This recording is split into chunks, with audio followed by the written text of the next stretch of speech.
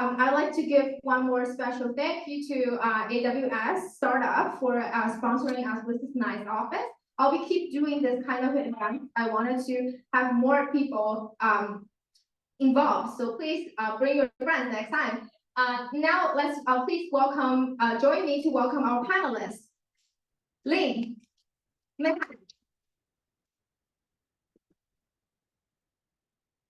and Sonita. So she will be joining us through Zoom. I really appreciate the opportunity because she cannot make it here, but she really wants to share her insights and journey about how she empowered women. So we're gonna start by letting all the panelists introducing themselves. So maybe we can start from Lynn. Hello, everyone. Good morning. Nice to see all of you here. My name is Lynn. I'm EVP of Engineering at Newfront. We are a B2B focused insurance tech company focused on digitalizing commercial insurance and employee benefits. We are a early stage company. If you are interested in some jobs, let me know after the panel. Hi, everyone. Very thrilled to be here. So nice to see the amazing women here and a lot of them on the GBC as well. I'm Mahek Sharma. I run Gemini product partnerships and growth teams. Have been sort of at the helm of all of the AI craziness for the last 2 years. It's kind of been very exciting and scary at times as well. My background has always been in big tech. I was at Twitter before this. I was at 2 startups. I'm an angel investor, investing in a lot of women founders. So if you're a founder and looking to raise, please come. Let's chat. And I'm also a mother. I think we have some questions about moms. So I'm a mother of 2 kids, live in San Francisco. Pretty excited to be here. Amazing. Sunita, can you hear us?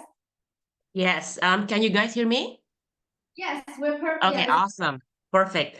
So thank you so much for having me here. And unfortunately, I apologize. I cannot join you guys in person, but sounds like it's a really good and fun event. But my name is Sonita Lontoh, and I'm currently in what they call full-time portfolio life. And basically what portfolio life means, it's, you're no longer having an operating role, but you still have a lot of activities in your life. And so in my portfolio life today, I serve on 2 public company boards, 1 private board, and also as a advisor to a venture capital firm. And the 2 public boards that I'm on, the first one is Sunrun, actually based in San Francisco, the largest consumer solar and battery as a service company in the US. And actually, Carol, listening to you, I just want to share that Sunrun was actually founded by a female. And we currently do have a female CEO. And that is actually very meaningful because, the statistics show very few female founders were able to, kind of like have an IPO for a multi-billion-dollar company. So, that's an achievement in itself. And my other public board is TrueBlue, also has a female CEO. It's a workforce solutions company. In the past, 3 years, we had connected, I think, about 2 million people to work. And it's based actually in Seattle. And today I'm in Seattle. And prior to portfolio life, I spent about 25 years really at the intersection of new technology, innovation, and there is also an intersection with climate and sustainability. And my background quite diverse, included helping big, old, large companies start new businesses. My last operating role was with HP. I helped to launch their new 3D printing and digital manufacturing business. And prior to that, I was with another big company, legacy company, Siemens, but focusing more on their new digital business. And in addition to helping large companies start new businesses, I've also been with smaller, more entrepreneurial venture-backed startups. So really good to be here, and thank you for having me. Thank you. It's actually the first time that we have like both online and offline. I hope you guys like the new version of it.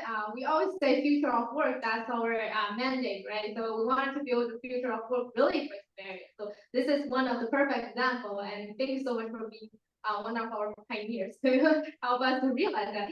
Okay, so my first question would be for all the panelists. Can you please each tell us a little bit about your career journey and what led you to your current role in tech? So maybe you can still start from Lane. Okay, all right. So I have always been the minority group since high school. So I was in the STEM class. And wanted to study computer science when I was 18-year-old, even though many people told me that that's not what you're supposed to do. I grew up in a very small town in China, northeast of China.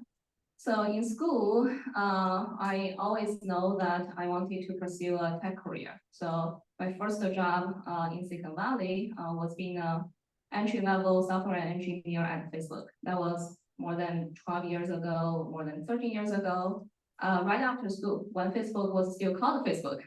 And it was still pre-IPO. It was very small compared to today's size, about probably like 700 engineers in total. Extremely fast-paced, and I spent almost 3 years there. And at that time, I think what taught me like the most is not just the technical skills. So I grew actually a mentality that really impacts the long term in my career, which is being really having strong ownership, impact focused, data driven, and how you handle everything independently when you don't have time to write unit tests, when you don't really have time to work with a QA, or we don't have QA at that time. So basically responsible for everything, just even though you are a new grad. And got to promotions within 2 years and being tech lead and a senior engineer for almost another year. I just decided to pursue a startup environment. That was about 2014, 2015. Around that time, you see a lot of rising growing stage companies and growing startups in Silicon Valley, a ton of them. And among all of the choices, Coursera really attracted me, not only because of the size. At that time, it was post Series B, a little over 100 employees. Everyone knows everyone. But also, I think most importantly is its mission, because I myself is a strong believer of education changing people's lives, and that is what happened to me. So Coursera's mission of democratizing education really resonates me. And that's why I joined Coursera and spent about 3.5 years there. And because I said like it's a very small company, everyone knows everyone. Basically, I was able to broaden my view by working with not only people from product or from engineering, but also have very close collaborations and partnership with my cross-functional stakeholders like BD, sales, marketing, you name it. And another important transition at that time is I also transitioned my role from IC to an engineering manager. At the very beginning, it was just a trial, like several months, now it goes. And it turns out I think I really like it. I really like empowering people, and I really like the making a bigger impact through the success of building a successful team. So also like at Coursera, because we grew very fast. During my about 3 years time there, we grew the revenue from about like $10 million every year, like maybe $1 million monthly recurring revenue to over 100 million. And because it grows so fast, I also got the opportunity to work on very different things like the mobile team, the growth team, data products, and we also built the Coursera for Enterprise from scratch, from 0 to 710 ARR during that time, and I was a manager of Coursera for Enterprise for also a little over a year. And my job at the Lyft was also pretty mission driven. I was building and leading a team called the Insurance and the Safety. And the safety is very important to shared rides, as all of you are aware, because driving for shared rides is inherently more risky than personal driving. That is why the first 10 years of Uber, first 10 years of Lyft, no insurance company will cover it. So the regulation requires the shared economies to be liable for the losses and for the claims. So we started that team also from bottom up and build a lot of things trying to increase the safety for driver and the safety for rider.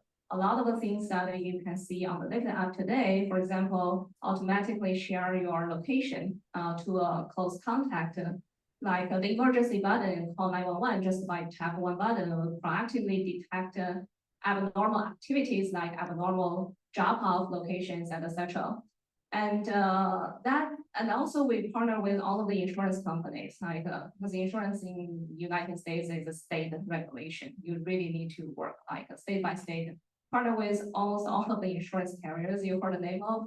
And that makes me realize that how big of an opportunity the insurance industry has, and how big of an opportunity you potentially have to use technology to transform it.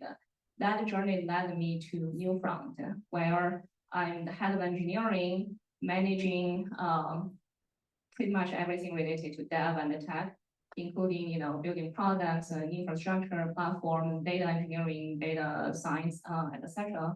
And here, truly, what we do is trying to build a very diverse team, and we combine the expertise of insurance and the expertise of technology, so that we can transform an industry that is very, very old, several century old, but the way like most of the parts in the world today is still like several centuries ago. It was very famous for lack of innovation, lack of technology embracing industry.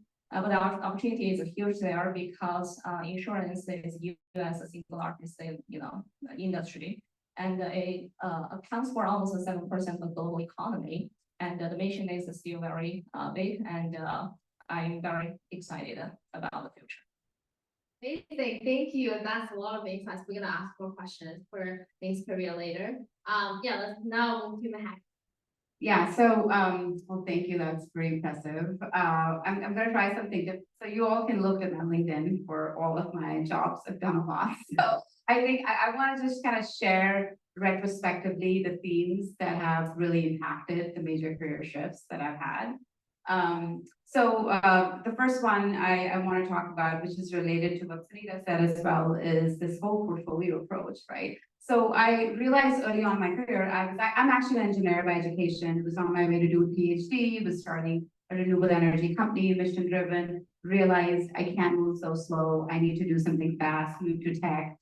And I changed a lot of jobs in the first sort of 4 years of my life, right? And realized that's not a great strategy, right? Like you don't want to be changing jobs because you're not able to find what you're looking for. And I was raised in multiple countries. I was raised in an environment where I felt I was like always, traveling, meeting new people. So my personality was always to get bored with things very quickly, and I always wanted to move on. And one of the things that I've embraced over time in my career that has worked really well is not waiting till I retire to have a portfolio career, but start early on. And that's really something I enjoy a lot. So right now, obviously, I have a pretty, a very busy job, but I really enjoy teaching. So I teach sometimes at UC Berkeley, I speak at events, I do angel investing, which is aligned with my value system. And what that has allowed me to do is, there are always ups and downs in your career, things that you can't control. And having other sources of energy in your life beyond your job that fulfill you. And I'm not talking about hobbies, I'm talking about things that actually progress the ecosystem. It really helps you maintain that sense of equilibrium and also help you kind of decouple your identity from the one thing you're doing. So portfolio approach, it organically got developed, but right now at every time I have 3 or 4 things going on that I really enjoy, and that's something I've embraced a lot. And I think whatever I do next is most likely going to come from one of the things in my portfolio, which is a great strategy in general if you're trying to pivot or look for the next thing.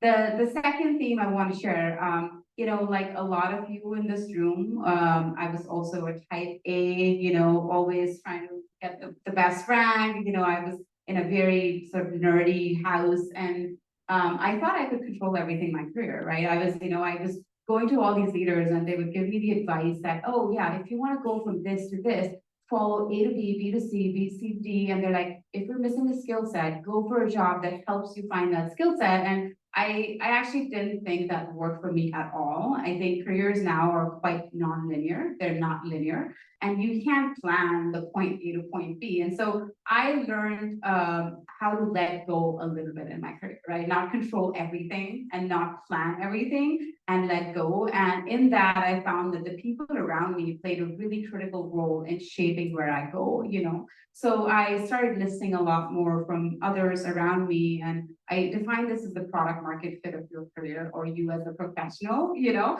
It's like, where is it that people are telling you that this is a better fit for you? When I moved from an engineering, you know, degree to a business role, my CEO was like, this is what you're suited to do. You should do this. We need someone like you who understands the tech world and can talk to customers, and you would do that really well. And as much as I didn't want to do it, I was like, well, let me try it because you're saying it, and I stuck with it. So a lot of the things that I ended up doing were very much people around me telling. And so start listening to the signals around you when you make these career moves. They really help me define what I do.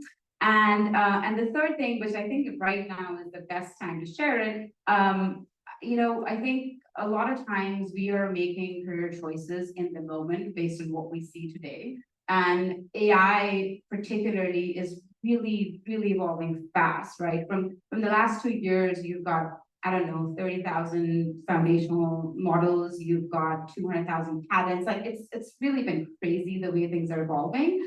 And you know, one of the things I did when I was switching from a search role of incubating a few verticals in search, I was really interested in LLMs. It was very early. It was not a thing in the industry at that time. I was just hearing from internal Google stakeholders that there is something coming. And obviously Google was not the first one to make the move here. But I was like, oh, there's something in AI. Google's an AI first company. These technologies seem really promising. Let me take a bet, which is informed based on some data or signals I see, but I don't really know where it's going to go. And I joined the assistant team, which at that time seemed like a really bad idea. I had like other offers from outside the industry, and everyone around me was like, that's a bad idea. Like assistant is like, you know, kind of saturating as a product. Why are you joining it? And I said, well, you know, there's something here. And I think it's waiting for that technology inflection point. And it could have been a really bad bet, you know, but hey, look, all these decisions are reversible and I could have changed it if I didn't feel like it. But it turned out like 9 months later, ChatGPT launched and my life changed after that. And so I think like one of the things you could start doing if you are trying to shape your career is, you know, with an AI, it's hard to really find signal from noise. There's too much going on, but you can take a bet in an area that you see that there are clear fundamentals, and you take a bet, you stick with it and see where that takes you. But definitely really planning and seeing where the puck's going in terms of the industry within this AI world is really, really a good strategy that has worked for me retrospectively and would advise folks to also follow the same. Yeah, that's not a charity per se, but I thought I'll leave you with some nuggets. Let's move to Sonita. Yeah, hey, So, oh, sorry. Can you hear me? Okay, perfect. Thanks for sharing, Lynn and Mahak. Those are really great insights, I thought. So I think for me, looking back, I mean, to be honest, I don't think it was always clear kind of what industry or functional area I wanted to go into. But then, like, you know, over the years, even though I wasn't planning it, I believe it turned out there were a few kind of guiding principles that had been pretty consistent. I'm originally from Indonesia. I came to the US to go to college, went to Berkeley for my undergrad in engineering. But right after college, I wasn't sure what I wanted to do. And actually, I tried many things. I started a company, actually, an online game company with two of my college friends. We were pretty fortunate. I think we were a little bit early, I would say, in the industry, but we're fortunate to be able to do it for a couple years and eventually sold it to a larger competitor. And then I worked in a few software companies in Silicon Valley. And then it came time kind of like what's next. And, you know, I had always thought about going back to graduate school. So I did that, you know, went to get my master's in engineering at MIT, but I also wanted to be in business. I went to get my MBA as well at Northwestern. And I think it was really in grad school, I started to kind of start feeling that there are a few things that I would like to focus on, even though it wasn't clear cut with regards to, oh, go to this company or go to this functional area. But there are a few kind of like guiding principles that I started realizing in graduate school. The first one is I found out I really love this intersection of like new technology, usually that enables new business models, right? And then the second, I knew I wanted to work in an area that there is that contributing factor to society. So sure, I mean, you can work in a technology, but if somehow your technology helps others in a certain way, it really resonated with me. So I have to say, like in my career, I actually use those two guiding principles to kind of help me, where to go next, even though it wasn't always clear in terms of types of companies or types of functional areas. And of course, fast forward, 25 years later to today, as I've shared with you guys, I've had all these different experiences. But I think what really resonated also with me is what Mahak said.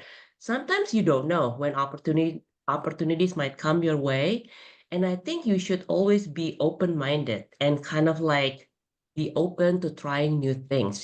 So for instance, this whole kind of board portfolio thing, I never thought I would like, serve on public boards so early in my career. Of course, I had always known what a public board is, but I wasn't thinking about serving on public boards like, when I was in my early 40s.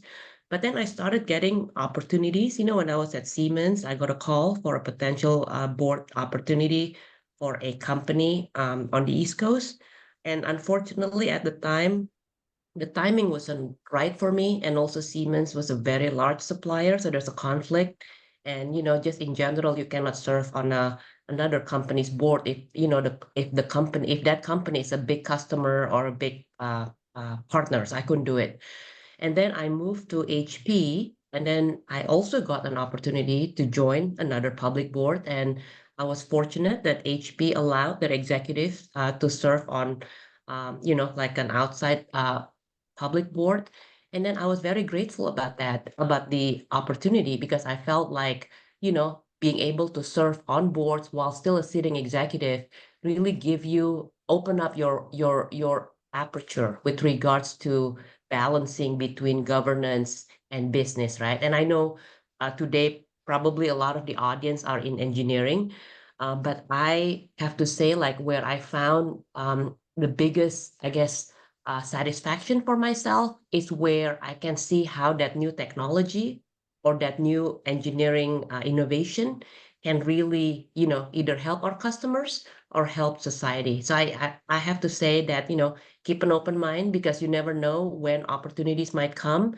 And when they come, just seize it. But you don't have to like plan your life for the next 25, 30 years because you never know what might come your way. But just keep an open mind, and maybe have a few guiding principles in knowing what you like and what you're good at.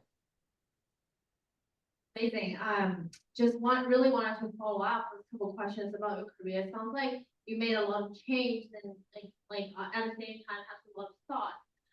And right now with the development of AI, I think I really wanted to deep dive into like what really AI could impact our career. I know you have been serving on the board. You're a board member for 2 public companies. I was wondering how has your engineering and business background influenced your approach to governance, especially in the tech-related decisions? Yeah, great question. So first of all, just to take a step back. So when you're a board member of public companies, your main duty is really to act as a fiduciary to shareholders. Basically, what that means is like everything that you do and everything that you decide, it has to be in the best interest for shareholders. And so when we talk about like technology or innovation, unfortunately or fortunately, I think in many companies, what I've seen, the technology discussion still happens as a separate fragmented operational initiative. So let's say in the boardroom, you have the chief technology officer comes and talk about all these technology projects the company is doing. But sometimes there's not enough integration with regards to the technology and the business outcomes, or like how the technology can be used to manage material risk and opportunities to create long-term value for shareholders. And as a board member, that is the most important thing for you, right? Because you have to act as a fiduciary for shareholders. And so I say like and actually, interestingly, in preparation for this talk, I was just doing some research out there. And there's a Deloitte study recently that said like they surveyed all these different board directors at different companies. And a lot of board members feel like only 40% of board members feel that technology discussion is actually appropriately integrated into their business strategy, which probably you guys will find like, what the hell, is that true? But it is true. Like a lot of times when you're in the boardroom, technology discussions happen kind of like as a separate fragmented operational initiative. But what is most important is like, you have to have the business leaders, right? The president, the CEO, to really be able to tell you, like, how is this technology really helping the companies to achieve business outcomes, be it in reducing costs or increasing revenue or in improving customer experience.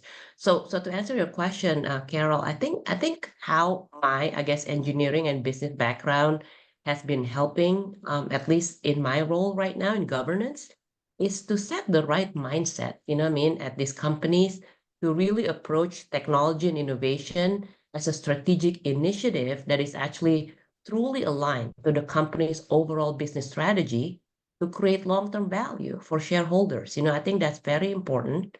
And then the second is, I think boards have a role in helping companies to adopt a culture of innovation. And again, like a lot of my last experiences had been mostly with legacy companies, right? Companies like Siemens or HP, who's trying to transform, leveraging technology, but they are kind of more of the traditional company.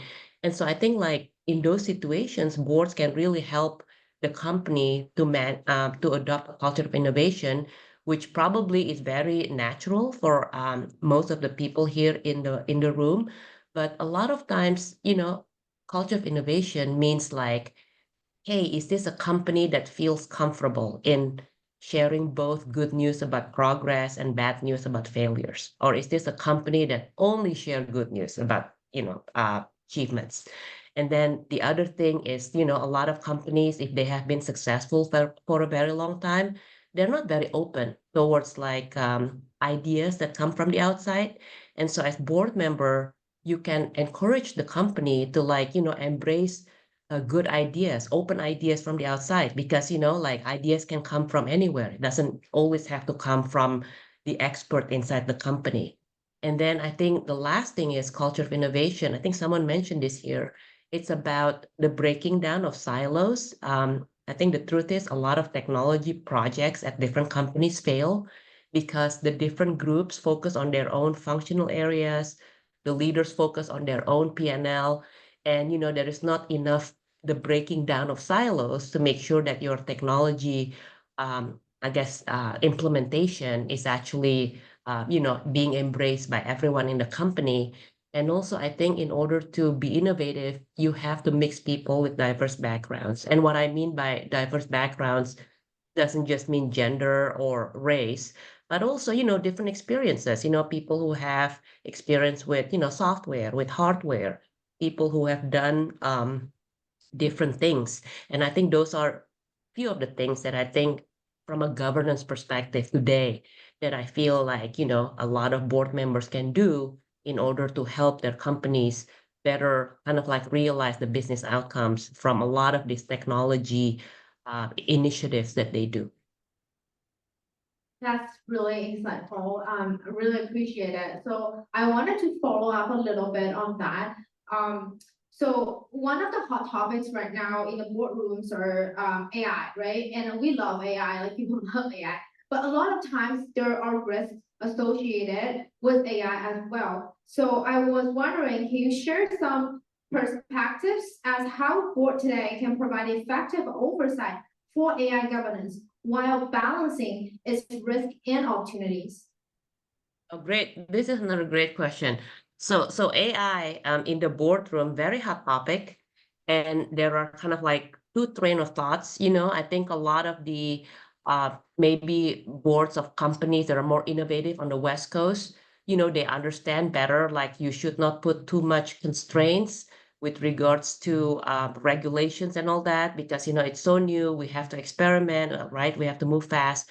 But when you look at board members from, let's say, companies not from, Silicon Valley, a lot of times they're very over-indexed on risk, so they want to, put kind of like guardrails, they want to put regulations, they want to make sure that, like the risk is actually being mitigated.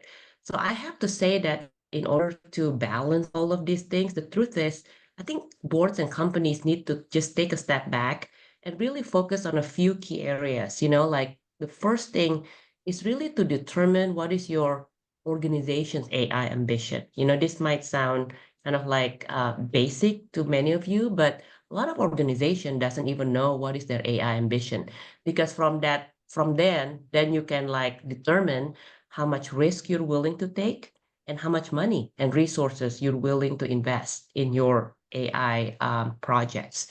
And then in order to do that, I think we have to cut through a lot of the hype and complexities and really look at AI risk and opportunities across several lenses, I'm a simple person, I kind of like feel that the first lens is really to understand the difference between what I would call everyday AI and game-changing AI, Everyday AI basically improves our productivity, right? Makes us work faster, more efficiently, but maybe it's unlikely to give us, let's say, long-term competitive advantage.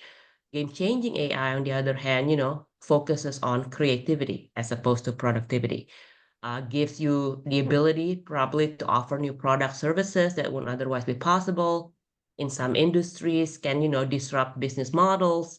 But I think game-changing AI has a very high barrier to entry. And so the company needs to decide, does it have the desire? Does it have the capability?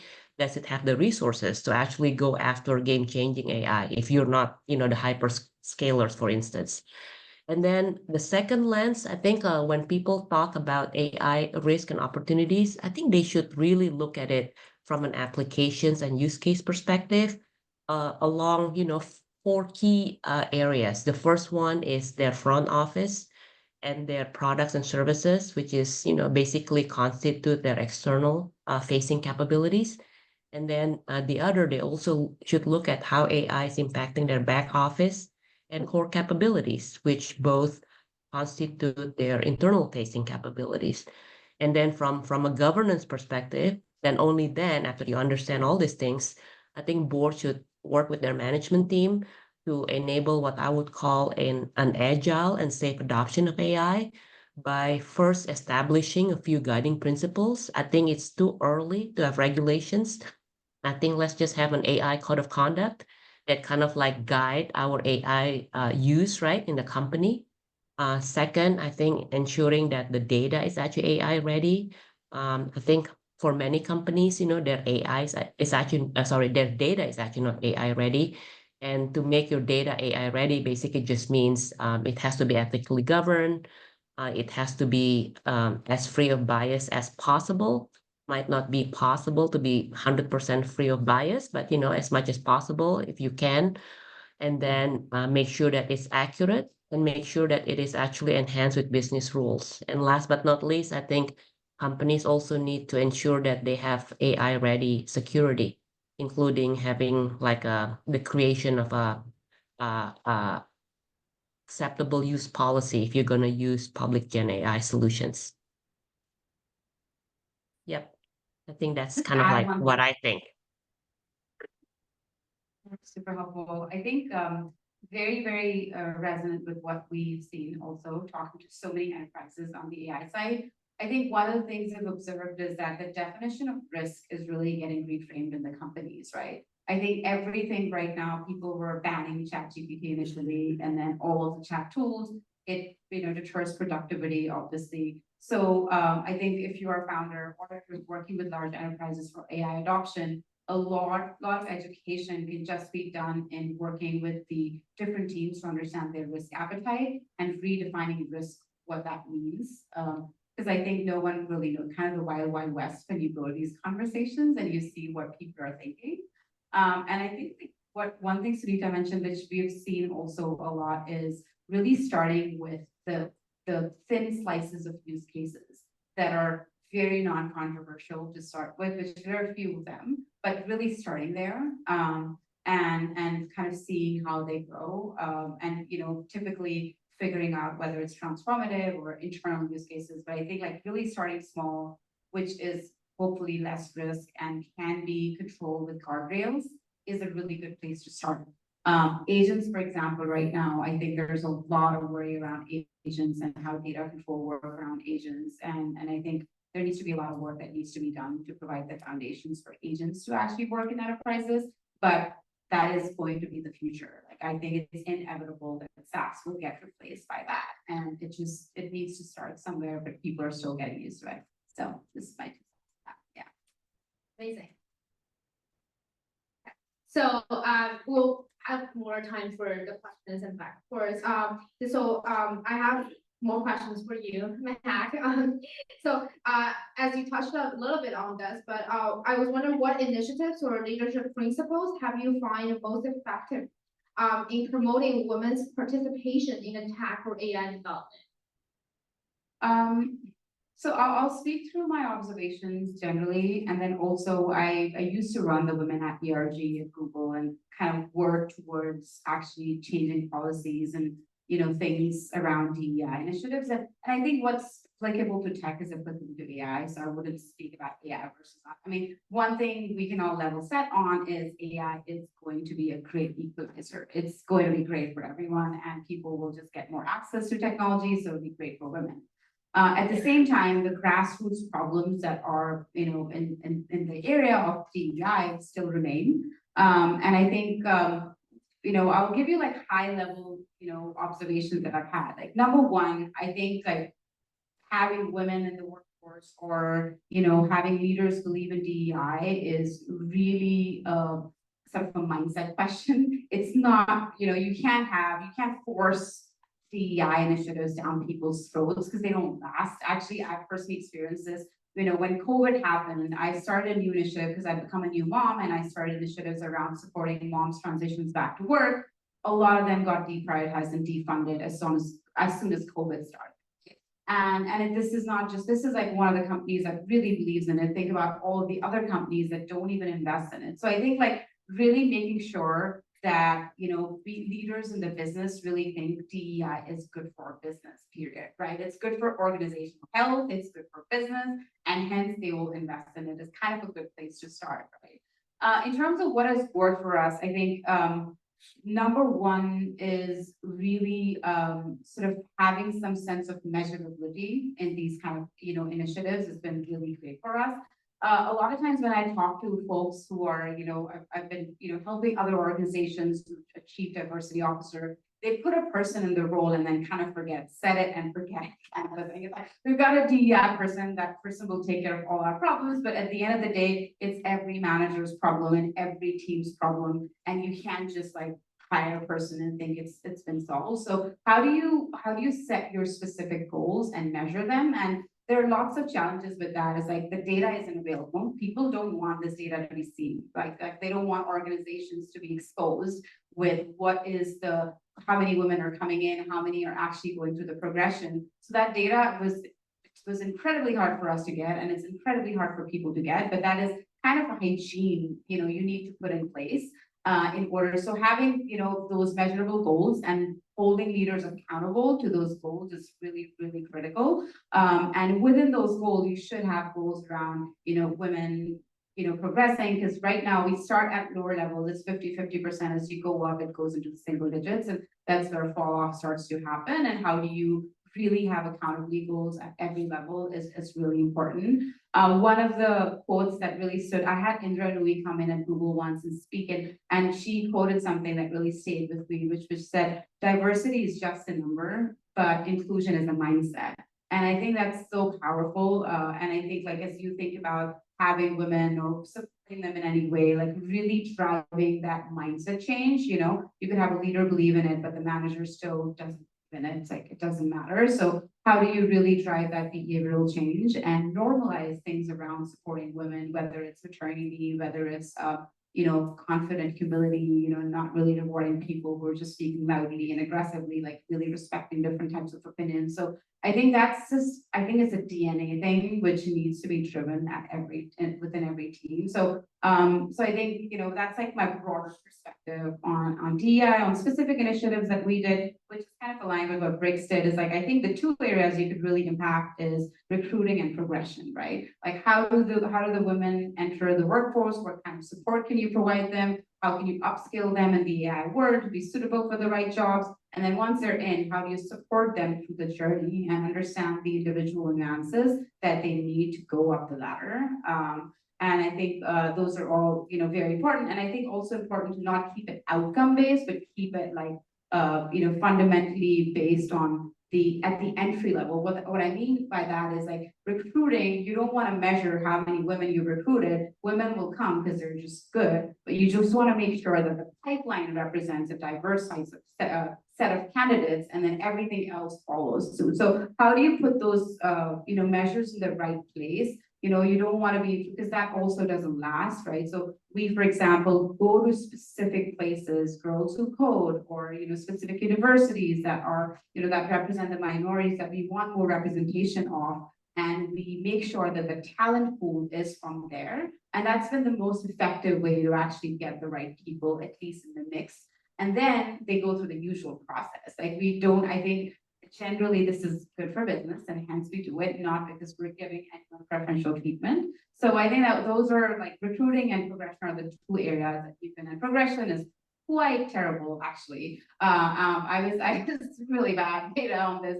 I was like, a friend of mine reached out to me a couple of weeks back to pick a women engineering leader speaker for a very curated community of founders and VCs that they have. And I was like, yeah, I should be able to get many women, don't worry. And I went back and I scratched my head and I was like, I can't even think of like more than 2 people on that could be like in the set. So when you go and think about it, and I went down org charts after org charts, and I was like, this is quite terrible.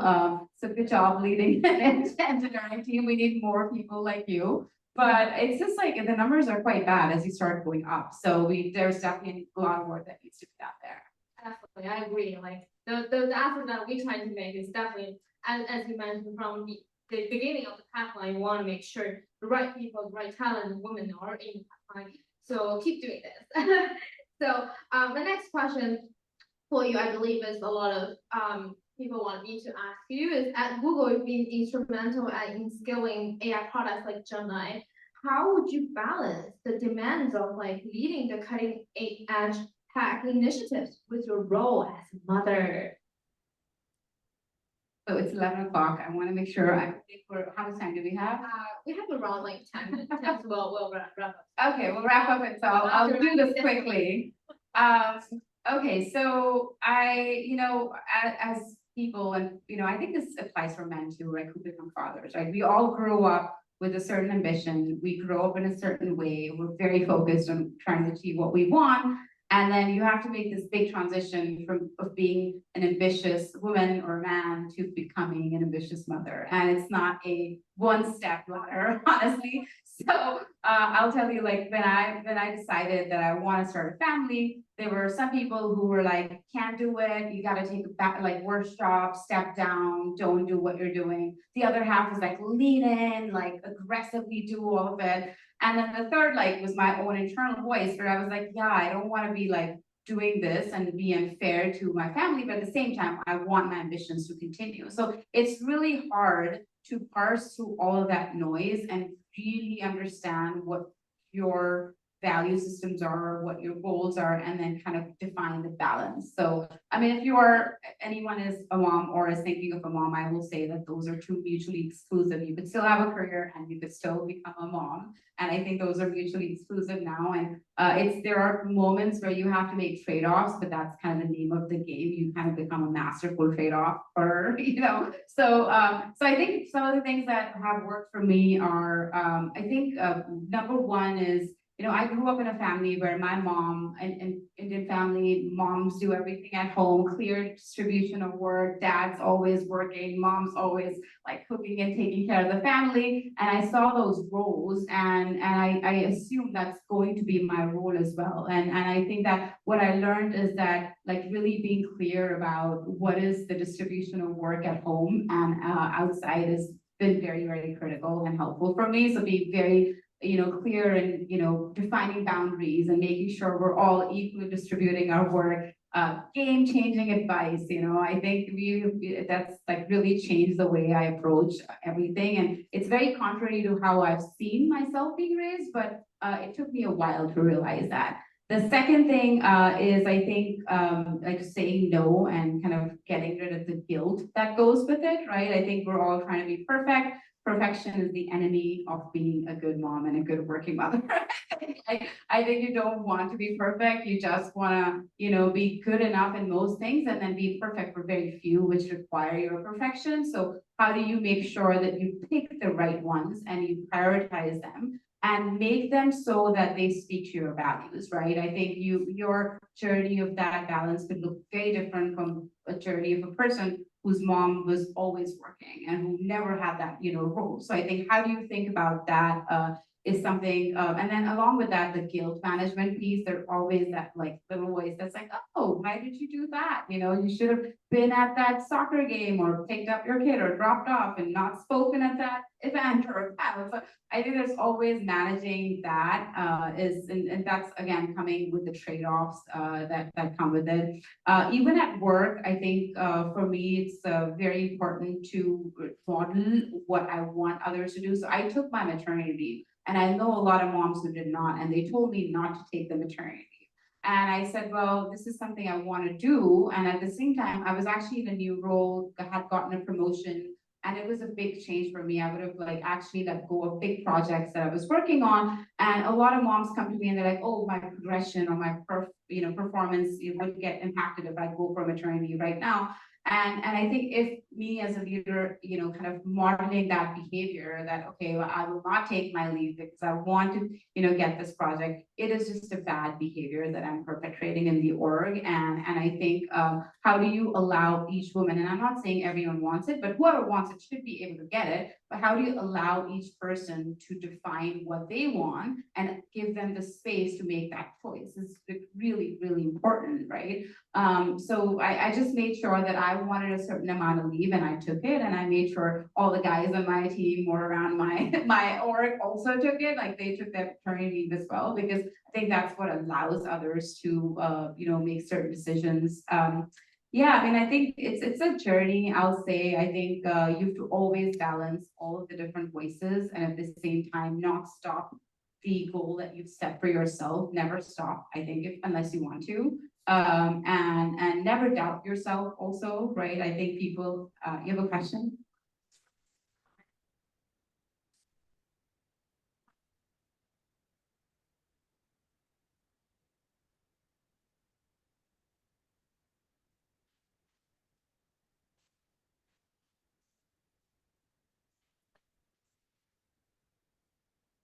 Thank you for sharing. Thank you. I think that's something that we've all observed, and I will say, like, men have played a great role in where I am, and I think like there are some great men around. Yeah, not all of them, but they're all they're There great. are some. There are. So I'll wrap this up. I think I shared all the things. I talked a little bit about decoupling my identity. That's a big one as you become a mom. So definitely think about that a lot. And then I'll pass it on to Lane. Yeah, so yes, I want to be respectful of time, but yeah, I really wanted to hear about his story. So I know you work with like you building tech teams from ground up. So what advice would you give to women who are looking to lead in the traditional non-tech companies? Well, that's a great question. Also, very specific question. I think like in my experience, honestly, like working at more techy companies like Facebook, like Lyft, and then the non-traditional tech company or like the intersection of tech and non-tech. I mean, to me, I always use actually similar principles. So I always take on a very hands-on approach, and then not only on the technical stack, but also more importantly, truly understand the business. That is true, and that is what I do for every my job. Like 40 days at Facebook, I was on Facebook probably over 100 hours every week on the build product, like something that you might see. And then that contributes to the fact that I was a little bit sick of the social network after leaving that job. So just 16 hours every day, 7 days a week, that's just too much. And when I worked at Lyft, and we want to improve the safety, right? So, and then you just look at the app on your computer or like on your phone, like have a create a mock rides. You know some of that, but like what I did is actually I drive for Lyft, for many days. And just act as a Lyft driver, and our company have that program so that you don't really take the money back into your own pocket. Passengers and the users don't know you are a Lyft employee. They don't know you work for Lyft. They just think you are a normal Lyft driver. And I drove like in San Francisco areas for a couple of days, and then it was a really, really eye-opening experience. Because before that, I thought I was a good driver, drive for many years. Sometimes I like sports cars, but like driving for Lyft, I mean, now it's a lot better. About ago, it was extremely hard. That in fact, you work like 7 hours a day or 8 hours, and I got 0 tip. And that was really shocking because I'm always good at my job. And how come like I'm such a failure on this job? It was just so like hard, and then just and then I got like first hand why it is so unsafe and so much risk of driving it. Like for example, you need to pick up some passenger. The passenger never upload their photo. It's just an icon.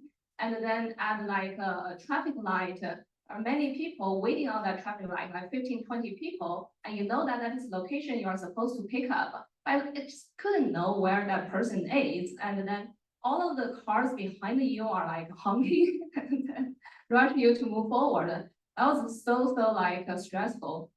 And then after coming back, I asked all of my team members to do so. I asked my designer, my PM, all of my engineers and engineering managers, all do this, and then we sit together, come up with some ideas to actually not only collect the data, building machine learning models to analyze driver behaviors, but also we redesign some parts of the driver app to just make it more intuitive, less buttons, less click-throughs, and more automatic, and then just less distraction. So that is very key step. And then working at the insurance is something like at Lyft, I thought I know something about insurance, but my current job, I mean, the first couple of months, they still just make me realize there's so many things that I don't know. Because at Lyft, I worked a partner with insurance carriers, and our topics and the themes are mainly focused on auto risks and auto insurance. But like my current company focuses more on commercial, it's executive risk and property, quarantine, cyber attack, etc. It's just so like a diverse industry and a diverse section by itself. So I did spend a lot of time like studying and learning.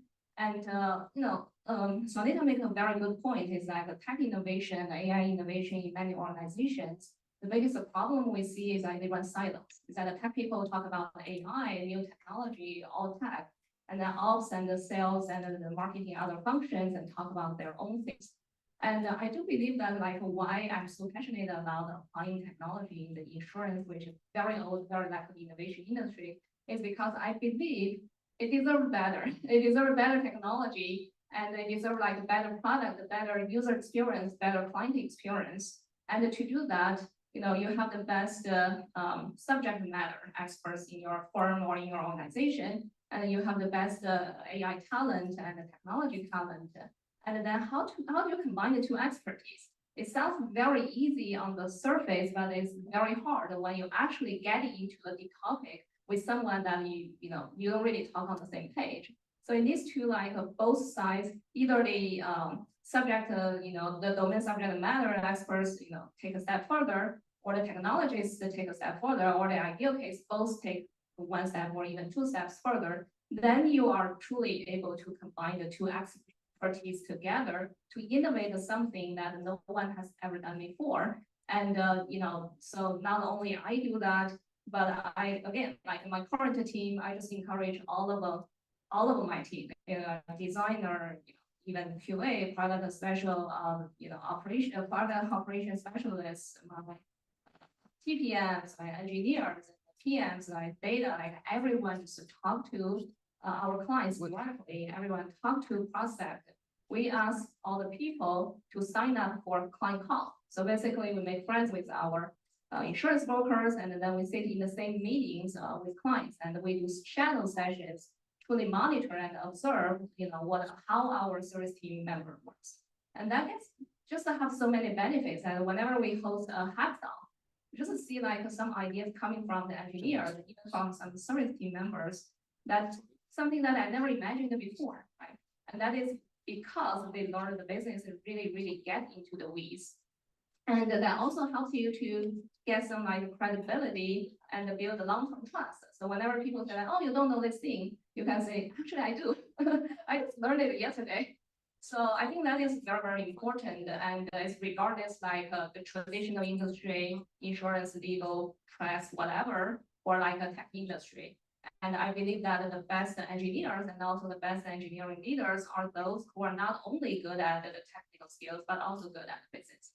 Amazing. Thank you so much for sharing. So I want to be mindful of time. So we have 10 minutes left. So we won't be having a Q&A session. I'll be wrap up with like one last question. And please feel to jump in, Sonita, as well, for this my last question. So what challenges do you guys see, especially for you, Lynn, being an Asian woman in tech world? And what words of wisdom would you offer to like young Asian professionals who are interested in developing a career in technology and the leadership ladder? Okay, I'm sorry. That's another very specific question, being an Asian woman. So I still remember like my first job at Facebook. Facebook at that time had the fantastic CEO, Sandberg. So then from the first year, starting the first year I was there, we started having this like women conference, like or women tech conference within Facebook. And that was back in 2012. The number shows that about 11% of employees in engineering organization at Facebook are women, right? Regardless like what race or nationality, but just the women, 11%, and regardless of the levels, that's just the total number. And that was back in 2012. And today, I believe it is a lot better. At least from my research and the study observation, I think maybe around like 20 to 30% of women workers in the engineering field. But another like reality is that is a total number. If you look at like the more senior, right? If you look at like you work at a company and how many women engineers, right, among the engineering organization, and then you look at like how many women staff software engineers, how many women engineering managers, engineering directors, engineering VPs. So it just become fewer and fewer, and that is probably even less than 11%, even today. And insurance, unfortunately, is also like very much like male-dominated industry and field. And then, lucky me, I work in the intersection. And also, like, if you count, like, okay, not only women in the intersection of women and insurance, but also, Asian women in the intersection. I don't know. I asked the ChatGPT earlier this morning because I wanted to answer this question whether she or they, like, ChatGPT doesn't know. And I asked a specific questions like, do you know? So first question I asked, like, what's the percentage of women executives in insurance industry? And it tells me the number, that around 15%. And then I asked like how many Asian women executives in insurance and tech or insurance tech, like whatever that is, and it just couldn't give the answer because it's probably not enough, like samples, not enough stats. So I think like from my past experience, the first thing I think very important is to build an ally, and to many of the points that these amazing women mentioned before. Your ally could be women, could be men, and there are some good men. there are not.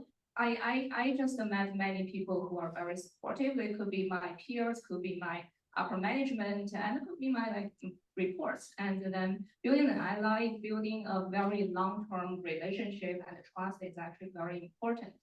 Sometimes you don't know at which point it pays off. One of my job interview, and I learned only a long time after that, is the CEO who tried to recruit me got a reference check from someone that I actually worked with many years ago. And someone that unfortunately, is my bad, I didn't really keep like, regular check-ins, but still, you know, the person shared the experience working with me in one of my jobs many years ago, it makes a difference and it matters because the CEO who tried to recruit me actually trusted that person. So building your reputation, the long-term relationship, the long-term trust is very important. And then another thing, I'll keep it very short, like just another point. Another point is, you know, basically, you need to have self-conviction. And sometimes people say, you can do it. Sometimes people have different voice, but no matter what, like have your own voice, you know, make others hear your own voice. I quite often tell people, and especially my team or someone I met, some people, some women engineers I mentor nowadays, is that sometimes it even doesn't matter what you say is right or wrong, or the idea you come up with is a great idea. Immediately, everyone agrees with you, or something that even later you think, oh, that was probably not that optimal insights or not optimal idea. It doesn't really matter. I think what is worse, the worst case scenario is not you come up with some idea you later thought that was not the best one. The worst case scenario is you're invisible. And even what it can be even worse than that, the worst scenario is you are just used to being invisible, or people around you are used to be this normal. Like if you don't speak up in the meeting, you don't voice out, you don't disagree with others, they feel also very normal and even not have the awareness of like, oh, why this person didn't speak up. So voice up, self-conviction, only when you believe yourself and other people can believe. Amazing. Maybe I will conclude this panel. So, Sunita, thank you so much for being with us. I know you have a meeting. I know the hack also have a meeting. So we want to have time for Q&A, but I really appreciate everyone's participation in this. So very last request, can we all take a group picture? Just very quickly move to the stage, and we'll take a, Sunita, we'll take a group picture with you. All right, awesome.